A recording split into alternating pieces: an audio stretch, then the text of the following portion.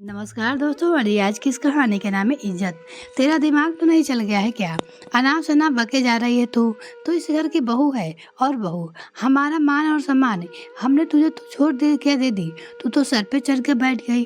अरे मेरे बेटे को तो खा गई, अब क्या घर की मान मर्यादा इज्जत को भी बेच कर खाएगी? तूने क्या सोचा दो पैसे कमाती है, जो तू कहेगी हम मानते जाएंगे, धौंस जमा लेगी हम सब पर? ऐसा हरगिज नहीं हो सकता। तुझे तो ना अपने दायित्व का ख्याल है और ना इज्जत का। चल पड़ी है फिर से ब्याह रचाने, मनहूस कहीं की। गीता की सास आपे से बाहर हो रही थी और ताब तो आग बबूला कर रही थी। तो मैंने अपने दायित्व से कब इनकार किया माँ जी? मैं आपको सब का पूर्णतः ध्यान रखती हूँ। फर्क सिर्फ इतना है कि मेरे साथ मेरे जीवन में अब रमेश भी होंगे। गीता ने दबी जुबान से कहा। एक तो निर्लजता कर रही हो, ऊपर से जुबान लड़ाई हो। बकवास बंद करो और अंदर जाओ। ससुर जी गरजे। जी, मैंने गीता से कभी नहीं कहा कि वो अपने दायित्व से मुंह मोड़ ले। वो पहले ही तरह आप सबका ध्यान रखती रहती है। मैं तो पूरा सम्मान के साथ बस गीता का हाथ मांगने आया हूँ। रमेश ने पूरी विनम्रता से कहा। बेहतर होगा कि तुम चुप रहो। हम अपने घर के मामलों से बाहर वालों को हस्तक्षेप पसंद नहीं करते। गीता की सास ने रमेश को घूरते हुए कहा। भाभी, हद होती है बेशर्मी की। अगर आपको जिम्मेदारी नहीं निभानी थी तो ना निभाती। इन महाशय के क्यों अपने प्रेम जाल में फंसा लिया?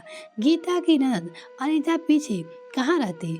उसने भी ठिठाई के साथ करवाहट बिखेर ही दी और गीता को सबसे मिलकर अपराधिन की तरह कटघरे में खड़ा कर रखा था। मानो गीता ने कतार स्वर में कहा। माँ जी, मेरे पति संजय की मृत्यु हृदय गति रुक जाने से हुई थी। इसमें मेरी क्या गलती है? सुहाग तो मेरा ही उजड़ गया, सपने तो मेरे ही टूटे हैं। उनके जाने के बाद मैं भी आप सब पर हमेशा ख्याल रख रहा हूँ। मैं घर के कामों के साथ साथ बाहर निकलकर नौकरी भी करने लगी, ताकि मेरे देवर और ननद विजय और अनीता की पढ़ाई अधूरी ना छूटे। आपकी और पिताजी की दवाई समय पे आती रहे। आज जब अनीता की पढ़ाई पूरी हो चुकी है, विजय अपने घर पे हो गए हैं चुका है, तो मैं जरा सा अपने बारे में सोच लिया क्या? आप सबने तो मर्यादा की लड़ाई देने शुरू कर दी। माँ जी, रमेश जी बहुत सुलझे हुए व्यक्ति है। इन्हें मेरी सारी परिस्थितियाँ मालूम है और मुझे मेरी जिम्मेदारियों के साथ अपनाने को तैयार है। मेरे अकेलेपन की साझेदारी बनने को तैयार है। एक बार मेरी जगह अनीता को रखकर सोचिए। गीता अपनी सास से कहती है। मेरी बेटी से तू अपनी तुलना ना कर। तेरे जैसे बेशरम नहीं है मेरी बेटी। उसके अंदर संस्कार कूट कूट कर भरे हैं। वो तुझे जैसी। गीता की सास ने बाकी शब्द मुंह में ही रह गए। किन संस्कारों और मर्यादा की बात कर रही हो माँ? अचानक विजय अंदर आ जाता है और बोला अपनी माँ से।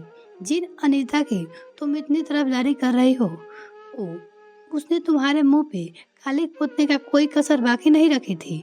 यह तो मोहल्ले के सब आवारे लड़के राजेश के साथ सारे गहने जेवर लेकर भागने को तैयार थी। वो तो भाभी सही समय पे पता चल गया, क्योंकि उन्होंने अनीता को फोन पे उनसे बातें करने का हुए सुन लिया था। फिर भाभी ने सही समय पे समझा बुझाकर अनीता का मार्गदर्शन किया और उसे गलत रास्ते पे जाने से रोका, वरना आज तो हम कहीं के नहीं रहते। विश्वास नहीं होता तो पूछ लो, अनीता से तुम्हारे सामने ही खड़ी है। अनीता नजरें नीचे कर कोने में सिमट गई। उसकी झुकी हुई आंखें सारी सच्चाई बता रही थी। आज मैं पढ़ लिख कर कुछ बन सका हूँ, वो भी भाभी की बदौलत ही, वरना पैसे के अभाव में मेरी पढ़ाई छूट गई होती। और आज उनके जीवन में छोटी सी खुशी आने वाली है तो आप सबकी आंखें पे स्वार्थ की पट्टी बन गई है। आप सबको सिर्फ अपना स्वार्थ दिख रहा है, भाभी की खुशियाँ नहीं। लेकिन मैं भी भाभी के साथ हूँ। रमेश बाबू, आप विवाह की तैयारी करिए, प्रारंभ करें। और माँ, अगर तुम्हें समाज की इतनी ही चिंता है तो कोई पूछे तो कह देना कि अपनी इस बहन का विवाह विजय करवा रहा है। आप सबसे मेरा साथ देना है तो दो, अन्यथा मैं अकेले सब कुछ संभालने में समर्थ हूँ। गीता के सास ससुर सारा सच जानकर रो पड़े। गीता के सास ने भावुक होकर गीता से कहा, बेटी मुझे माफ कर दे। मैं स्वार्थ में अंधी हो गई थी। मुझे सही गलत का भान नहीं हो रहा था। गीता ने भावुक होकर उनके चेहरे छू लिए। नहीं नहीं माँ जी, आप कैसी बात कर रही हो? भला एक माँ अपनी बेटी से माफी मांगती हुई अच्छी लगती है क्या? अभी गीता के ससुर जी बोल उठे। अरे भाई, बात तो ही करते रह गए या विवाह की तैयारी भी करोगी? देखो कितने सारे काम पड़े हैं। गीता के ससुर जी बीच में ही बोल पड़े। चलो फटाफट सब काम पे लग जाओ। मेरे घर की मान मर्यादा मेरी बड़ी बिटिया की शादी है। रमेश ने आगे बढ़कर गीता के सास ससुर के पांव छुए। उन्होंने मुस्कुराकर रमेश के हाथ में नेक पकड़ाया। सही समय पे विजय की समझदारी के कारण खुशियाँ एक बार फिर से घर में खिल उठी। हमारी नेक्स्ट कहानी के नाम है अधिकार। यह कहानी आपको कैसी लगी कमेंट सेक्शन में लिखना ना भूलें। सरला बार बार घड़ी की तरफ देख रही थी। उसके पति के खाने का टाइम हो गया था, परंतु फिर अपनी बहू मधु की वजह से सरला का रसोई में जाने का मन नहीं कर रहा था। वो जब भी बीमार पति के लिए रसोई में खाना बनाने जाती तो मधु उसे देखकर जल भून जाती थी। वह नहीं चाहती थी कि उसके सास उसके पास रहे। सरला अपनी बहू की आदतों को जानती थी, इसलिए वो अपने बेटे मानव की शादी के बाद गांव में ही रहती थी। मानव एक स्कूल में अध्यापक था। वहीं पे उसकी मुलाकात मधु, जो उसकी स्कूल में अध्यापक के कार्य करती थी, हुई। उससे मुलाकात हुई। छोटी छोटी मुलाकात कब मुहब्बत में तब्दील हो गई, उन्हें पता ही न चला। जब दोनों को लगा कि वो एक दूसरे के बगैर नहीं जी पाएंगे, तब मानव और मधु आपस में शादी का फैसला किया। बस उन्हें शादी के लिए मम्मी पापा से इजाज़त लेनी थी। बच्चे की खुशी के लिए मानव और मधु के मम्मी पापा दोनों की शादी इजाज़त दे दी। मधु की शादी करने के बाद मानव यह सोचकर बहुत खुश था कि अब वो जीवन में सुख ज़्यादा और दुख कम होंगे। जीवन में कोई परेशानी होगी तो दोनों मिल बांट कर दूर कर देंगे। लेकिन हुआ इसका उल्टा। मधु से शादी के बाद मानव की जिंदगी सुख कम और दुख ज़्यादा हो गए थे। मधु अपने मम्मी पापा की इकलौती बेटी थी। उसे जो भी वेतन मिलता था उसे अपने मम्मी पापा के खर्च करने के लिए कर देती। मानव को इसे कोई एतराज नहीं था, क्योंकि वो जानता था कि मधु के पापा के एक दुर्घटना में एक्सीडेंट होने के कारण उनकी नौकरी छूट गई थी, जिसके कारण उसके पास कमाई का कोई रास्ता ना होने के कारण वो घर में ही रहते हैं। उसकी मम्मी एक गृहिणी है जो बेटी की कमाई से घर का खर्चा चलाती थी। मधु जितना प्यार अपने मम्मी पापा से करती थी, उतनी ही घृणा अपने सास ससुर से करती थी। उसके ससुर सेवाराम अपने नाम के मुताबिक किसी सेवा करवाना पसंद नहीं करते थे, बल्कि लोगों की सेवा करना अपना धर्म समझते थे। इसलिए सेवाराम अपनी पत्नी सरला के साथ गांव में रहकर खेती करते थे। उससे उन्हें जो भी कमाई होती उसे अपने खर्चे के लिए पैसे रखकर बाकी पैसे गरीबों में खर्च करते थे। एक दिन वो सुबह सुबह के अपने खेत में जाने को तैयार हो ही रहे थे, तभी अचानक से उसका दिल का दौरा पड़ गया था। उनके गांव में इलाज की अच्छी सुविधा ना होने के कारण वो मानव अपने पापा को शहर ले आया था। वही एक अस्पताल में इलाज करवाने के बाद आराम मिलने का वो उन्हें अपने घर ले आया था। सेवाराम के पास जो भी पैसे थे इलाज के दौरान वो खत्म हो गए थे। घर आने के बाद जब उन्हें दवाई और फल वगैरह के लिए पैसे की जरूरत हुई तो मानव अपनी मम्मी की दवाई और फल खरीदने के पैसे देता था। एक दिन मधु ने मानव को अपनी मम्मी को पैसे देते हुए देख लिया तो वो गुस्से से बोला, कोई जरूरत नहीं है इन्हें पैसे देने की। आज के बाद सारे पैसे तुम मुझे दोगे। यदि इन्हें पैसे ज़्यादा जरूरत है तो वापस गाँव चले जाएंगे, वहाँ पे खेती करके पैसा कमा लेंगे। मधु की बात सुनकर मानव आश्चर्य से बोला, मैंने तो तुम्हें अपनी मम्मी पापा को मदद करने से नहीं रोका, बल्कि तुम्हारे घर जाकर तुम्हारे मम्मी पापा की खैरियत पूछता था। मेरे मम्मी पापा के घर आने के बाद उनकी खैरियत पूछना तो दूर, उनसे बात तक नहीं करती हूँ।